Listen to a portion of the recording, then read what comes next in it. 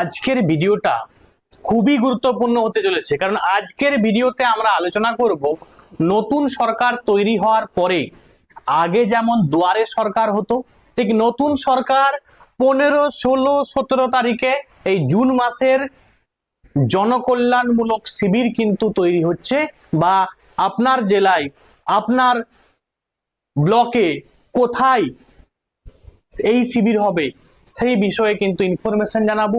তার সঙ্গে সঙ্গে নিজেই চেক করে নিতে পারবে যে কোথায় কার জনকল্যাণমূলক শিবির হচ্ছে এবং সেখানে কি কি সুযোগ সুবিধা পাওয়া যাবে। তো আজকের ভিডিওটা খুবই গুরুত্বপূর্ণ হবে এবং বেশি বেশি করে ভিডিওটা শেয়ার করে দিও, যাতে আমাদের রাজ্যের কোনো মানুষ এই শিবিরের যে সুযোগ সুবিধাগুলি আছে সেগুলো থেকে বঞ্চিত না হয়। অনেকে আছে হয়তো বাথরুম নেই, অনেকের অনেক রকম সমস্যা আছে, ঠিক আছে, অনেকে অটল পেনশন যোজনার সঙ্গে যুক্ত হতে চাইছে, অনেকে আছে পিএম কিষানের টাকা যারা পায়নি পিএম কিষানে এনরোলমেন্ট করতে চাইছে। তাহলে সমস্ত সুযোগ সুবিধার এক কথায় সমাধান কিন্তু এই জনকল্যাণমূলক শিবিরে কিন্তু পেতে চলেছ। এবার দেখে নাও কিভাবে দেখবে। আমি প্রথমেই আসি যে এই ওয়েবসাইটটা কিভাবে আসবে।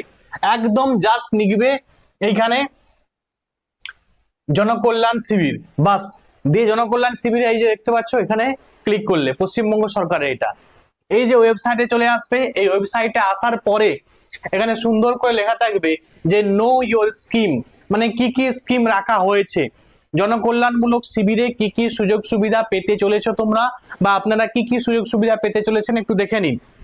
একদম যদি আমরা দেখতে চাই যে অনেকে আছে অন্নপূর্ণা ভান্ডারের ফর্ম পূরণ, মানে অন্নপূর্ণা ভান্ডারের ফর্ম কিন্তু জমা দিতে পারবে, বা শিক্ষাশ্রী, স্টুডেন্ট ক্রেডিট কার্ড, ঠিক আছে, অনেক কিছু ব্যাপার আছে এখানে, অনেক সুযোগ সুবিধা। আমি আগে প্রথমেই চলে যাই একবারে সবকিছু, যে অফলাইনের service scheme service only offline, মানে অফলাইনে যে যে সুযোগ সুবিধাগুলো পাওয়া যাবে সেগুলি কি কি আছে না, আধার এনরোলমেন্ট বা সিডিং, অটল পেনশন যোজনা, আয়ুষ্মান ভারত, তারপরে আরো অনেক কিছু আছে। এই যে কেউ সিটিজেনশিপ অ্যামেন্ডমেন্ট অ্যাক্টে অ্যাপ্লাই করতে পারবে, কেউ হচ্ছে এই যে জব কার্ডের, ঠিক আছে, যারা জব কার্ডের জন্য অ্যাপ্লাই করে এমজি নারেগাতে, যেটা বর্তমানে চেঞ্জ হয়ে গেছে নাম, তো এক কথায় এই যে জব কার্ডের অ্যাপ্লাই এইখানেই কিন্তু হবে।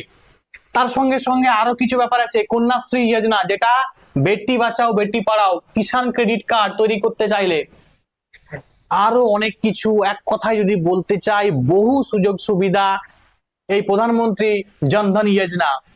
কারো হচ্ছে বাথরুম নেই, ঠিক আছে, সে বাথরুমের জন্য কিন্তু অ্যাপ্লাই করতে পারবে, সেখানে কিন্তু এই স্বচ্ছ ভারত মিশন, এখানেই কিন্তু সমস্ত অ্যাপ্লিকেশন জমা নেওয়া হবে এবং পরে সেটা স্ক্রুটনি বা ভেরিফিকেশনের মাধ্যমে কিন্তু দেওয়া হবে।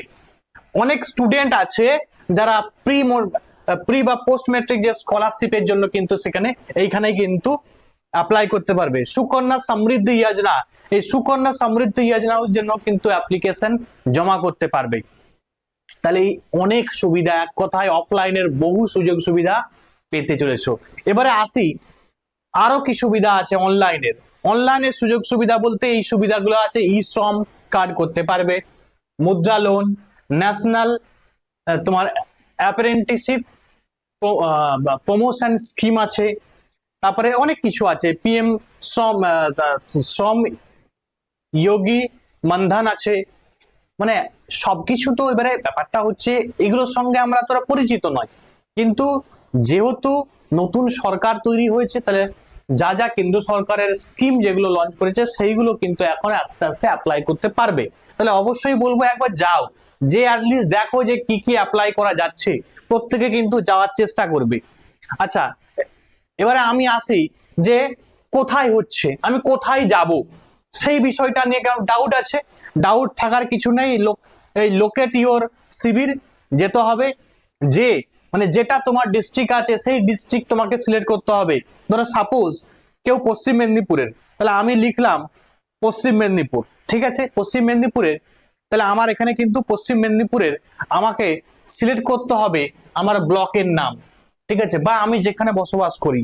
ধরো আমি সাপোজ আমি লিখলাম এখানে, সাপোজ আমি নিলাম মেদিনীপুর, ঠিক আছে, তাহলে মেদিনীপুরের মধ্যে কোথায় কোথায় হচ্ছে না, মেদিনীপুরের মধ্যে এই যে ডিস্ট্রিক্ট স্পোর্টস কমপ্লেক্স হলে হচ্ছে, ডিস্ট্রিক্ট স্পোর্টস কমপ্লেক্স হল, ঠিক আছে, সিপাই বাজার, বা যে একদম দেখো লোকেশন বিদ্যাসাগর মেমোরিয়াল হল, ঠিক আছে, মানে একদম ডেট, এদিকে ডেট আছে, লোকেশন আছে, ডেট এবং লোকেশন 15, 16, 17, আবার এখানেও 15, 16, 17, আবার 15, 16, 17।